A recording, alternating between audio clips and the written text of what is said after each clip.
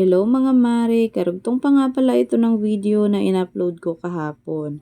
Pagkatapos nga maglampaso at makapagpalit ng aming mga basahan mga mare ay naglinis naman nga ako nitong aming lagayan ng sabon dito sa CR. Hindi ko kasi ito na isamang linisan mga mare nung huli nga ako naglinis dito sa aming CR. Ito nga palang lagayan namin ng sabon na ito mga mare ay mag-iisang taon na nga at hanggang ngayon nga ay okay na okay pa rin. Nagustuhan ko talaga ito mga mare dahil madali nga lang din itong linisin at ididikit nga lang din ito sa ating wall at napaka-space saver nga nito. Kung naka-tiles nga ang inyong CR mga mare ay mas madali nga lang din itong ikabit dahil may kasama na nga itong hook.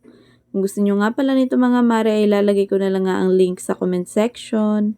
Anyway, pagkatapos ko nga dito maglinis mga mare ay naglabas na nga rin ako para maasikaso na nga itong aking mga tinanggal na basahan at lalabhan ko na nga. Hinauhawan ko nga lang din pala ito isa-isa mga mare at nilalagyan ko na nga rin pala isa-isa nitong Sunrox na color safe para mababad na nga. Pinaabot ko nga rin pala kay Kendra itong aking oksalik mga mare dahil may isa nga akong basahan dito na nagkaroon nga ng mancha na parang kalawang mga mare at binabad ko na nga nakaraan sa Sunrox pero hindi nga talaga matanggal. Kaya umorder na nga rin ako ng oksalik sa online mga mare dahil naubusan na nga ako ng stock dito.